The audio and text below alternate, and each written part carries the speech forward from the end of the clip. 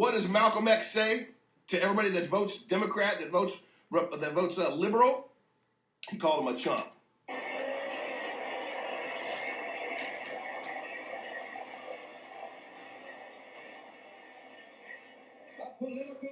A political chump. In Washington, D.C., in the House of Representatives, there are 257 who are Democrats. Only 177 are Republicans. In the Senate, there are 67 Democrats. Only 33 are Republicans. A Democrat shared Senate and Congress. Two-thirds. And still they can't keep their promise to you. Was he talking about today?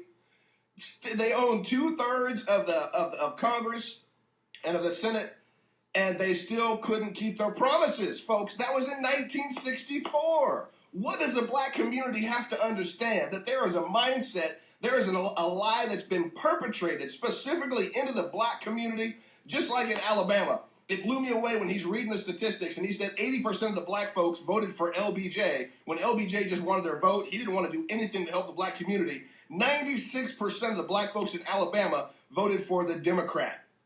Over Roy Moore, they voted for the liberal Doug Jones. And this was over 50 years ago. People have to understand this. They've got to be aware of this. The young black folks have to understand this. Please share this, because if they're going to call me a porch monkey, they're going to call me an Uncle Tom, they're going to say, oh, you're this or you're that. I don't think you would dare say that about Malcolm X, especially with his tactics.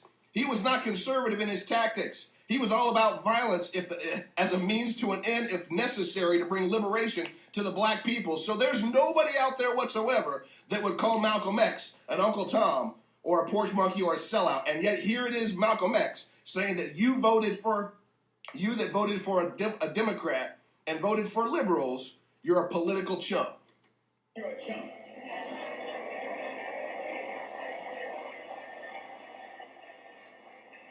Anytime you throw your weight behind a political party that controls 2/3 of the government, and that party can't keep the promise that it made to you during election time, and you are dumb enough to walk around continuing to identify yourself with that party, you're not only a chump, but you're a traitor to your race. Oh my goodness. Did you hear what he just said? I've got to rewind that. He just said anytime you throw your weight behind a political person, you throw your weight behind somebody and they put you last continually, you're not only a political chump, but you're a traitor to your race. This is in 1964. Malcolm is screaming this from the grave. He is shouting this now from the rooftop. I'm trying to help this message get out because there are too many young black men and women and other minorities as well that all have been succumbed to the lie, the Democrat liberal lie and the agenda of the liberals to steal your vote and then continue to put you last. Walk around continuing to identify yourself with that party, you're not only a chump, but you're a traitor to your race. Not only a chump, but a traitor to your race.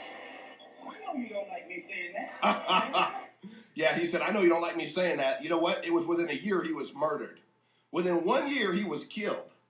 And this was his message that he continued to try to bring to the black community. I'm not the kind of person who comes here to say what you like. I'm going to tell you the truth whether you like it or not. I'm going to tell you the truth whether you like it or not. That's what I try to do. I try to bring some truth to you, and I hope you share it because people need to hear, they need to know the truth.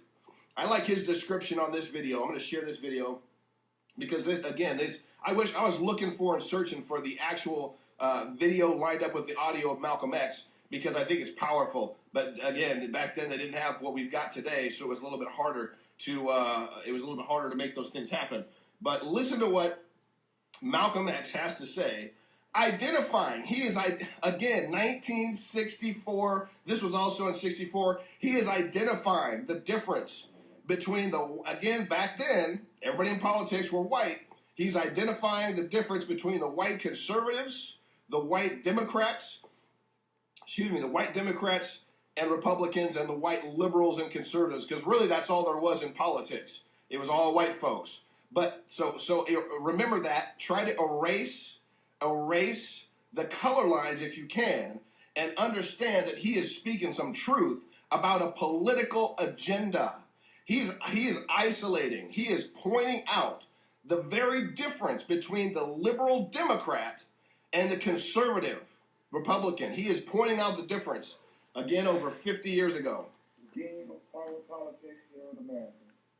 The Negro, namely the race problem, integration, civil rights issues, are all nothing but tools used by the whites who call themselves liberals against another group of whites. He said race relations, they're all political tools used by a group of whites. And again, I'm just repeating what he said. We have to understand that the Democrat liberal agenda is still the same as it was 50 years ago. They're tools used by the whites, the Democrat liberals, against the other side. Who call themselves conservatives. Who call themselves conservatives. Power or to retain power. Either to get into power or to retain power. It hasn't changed, folks. Among whites here in America, the political teams are no longer divided into Democrats and Republicans.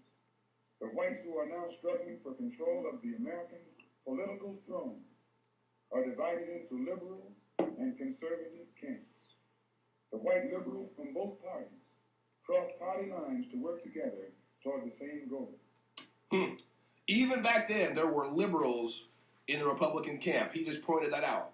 The liberals in both parties will work together to get the same goal done.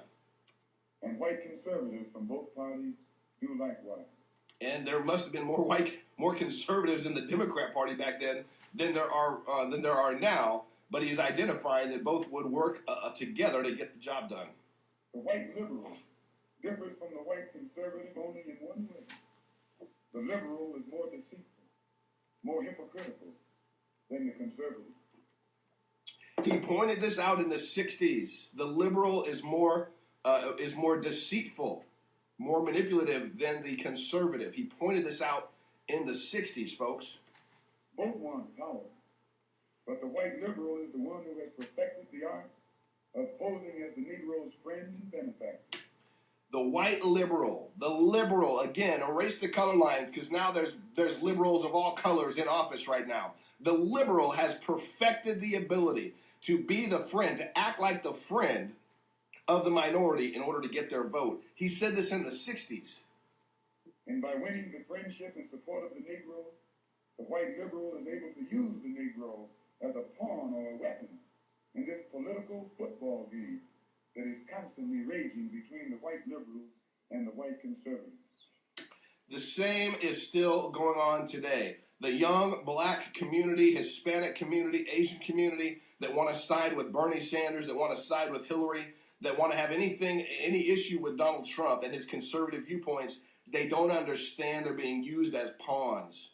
Please share this message because I hope enough people out there, all we need is a seed. We need seeds to grow. We need the understanding, the enlightenment for people to stop just taking what they've been taught by their whole life from their family and actually grow out of that and change and adapt to what's taking place in society right now.